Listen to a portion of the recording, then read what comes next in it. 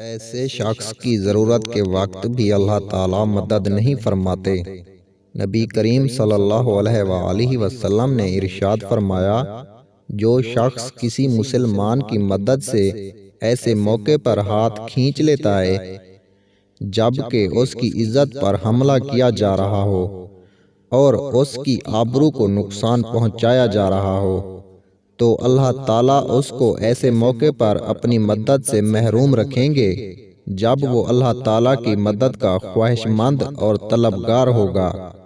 اور جو شخص کسی مسلمان کی ایسے موقع پر مدد اور حمایت کرتا ہے جبکہ اس کی عزت پر حملہ کیا جا رہا ہو